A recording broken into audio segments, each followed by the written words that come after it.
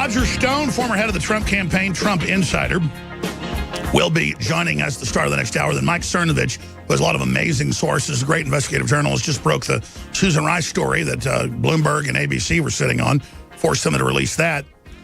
He's going to be joining us. He has more big bombshell inside intel. H.R. McMaster manipulating intelligence reports to Trump, wants 150,000 ground soldiers in Syria.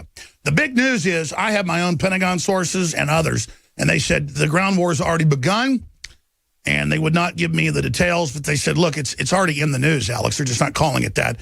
The Marines have been brought in with artillery to back up the invasion. So the Marines will be firing over the Army as the Army initially goes in.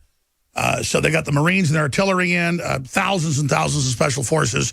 This is amazing. And the American people are not being told. You notice Trump is always about, I won't tell you when we go to war. Now, here's the difference. The Russians and everybody else know what's going on here. The American people have a right to know specifically what's going on here. But let's shift gears again. The only thing you need to know about this gas attack is that this would be the one thing that would bring down Assad and his government. The one thing Trump had promised to go in against him if he did it, and the rebels had been caught before staging it. That's a fact. But notice on every TV channel, everywhere, kids gulping, little babies dying, the most horrific images ever of the little, a lot of them European babies. A lot of Chechens have gone into the invasion. This is part of them going to their new Islamic state. It's a pilgrimage from all over the world. And so, you see them nerve gassed. These Islamicists will blow up their own kids for power. They'll drown their own kids on the oceanside shore to do a photo op and say that nobody cared when they were coming into Italy. They'll do anything. But regardless, we weren't shown the proof, were we?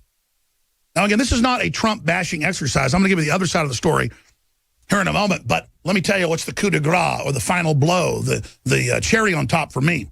Every article, and I've seen hundreds, will show you photos from 100, 200, 300 yards away of the Stockholm attack. The number was 4. It's up to like 10, I'm hearing now. Running over, murdering people. Suspected Stockholm killer is rejected asylum seeker.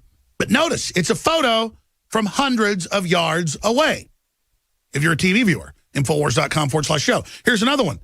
Over 100 yards away. Don't let you see what's happening.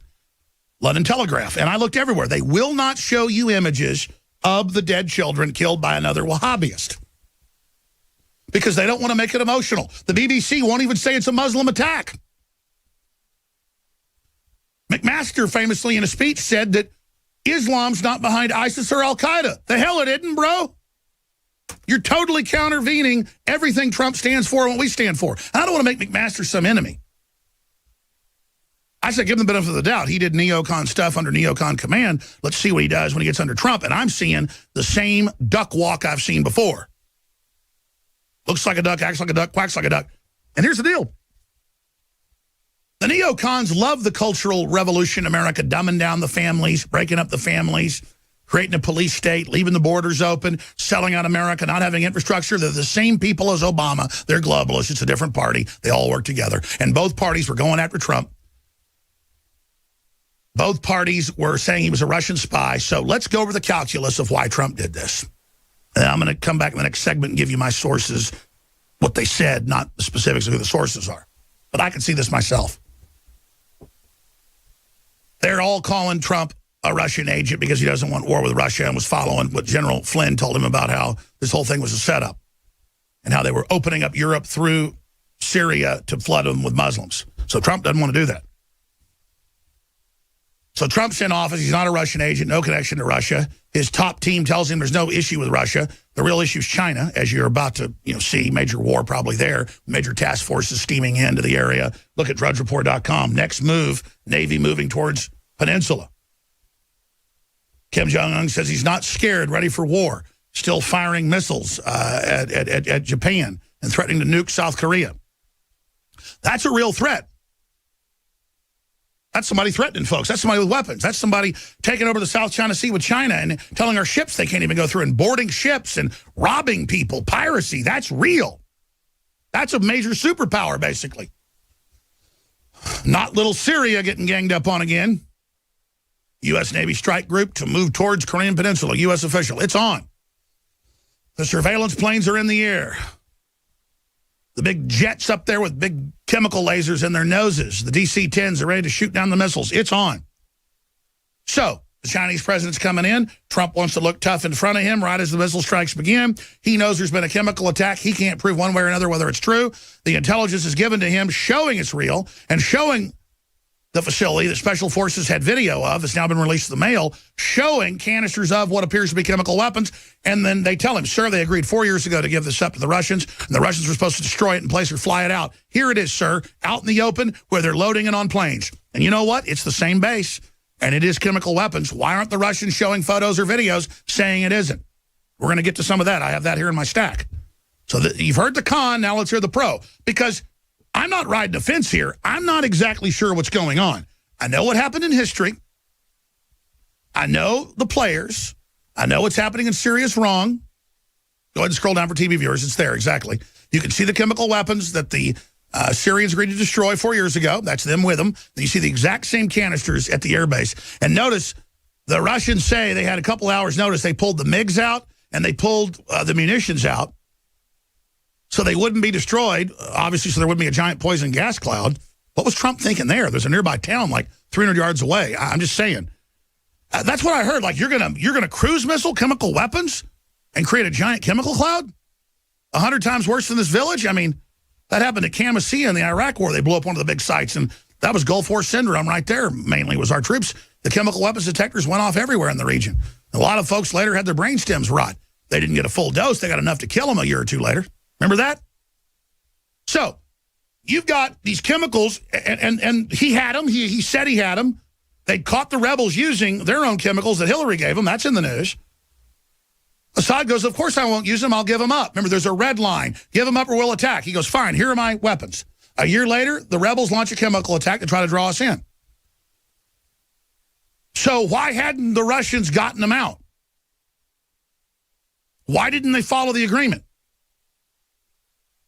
Now, maybe those are fake photos. Maybe it's fake intelligence. I don't know. It's pretty sophisticated to have it all piled up outside the bunkers and everything. It looks like the Russians hauled ass to the last minute, like when they went in that reactor, famously at Chernobyl, heroically, and were just hauling that stuff out so it wouldn't kill the village. That's what it looks like. It looks like people trying to save that village's life. Village is literally hundreds of yards away. Who gave Trump that advice? Blow up a giant chemical weapons base 300, 400 yards. I've looked at the satellite images from a village of over 1,000 people.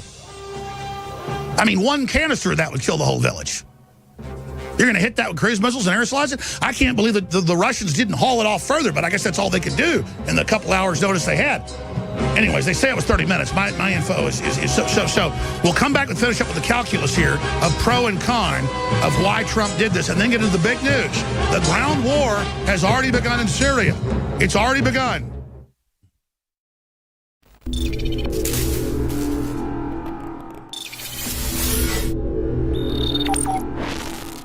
People have asked me for 20 years, Alex, why don't you have firearms and firearms accessory sponsors? And the answer is, it's a minefield. Well, in 2016, things changed. And Tennessee Arms, that is the founders, the inventors, the leaders, they defended it in court, of the resin lowers with the brass inserts that in many cases go further than even aluminum or steel manufacturing. 30 to 60,000 rounds by third-party reviewers. This is the best system out there, and we're talking a third the price of leading competitors. This is how it works. You order, customized or straight from the factory, however you want it. It is shipped on the next business day to you and your family, and a percentage of the profit goes to fund the defense of this republic. You cannot lose. You're funding the info war. You're getting the highest quality product, the most tested, the most durable, the most certified, the most believed in. You need to have this true piece of America ready in minutes.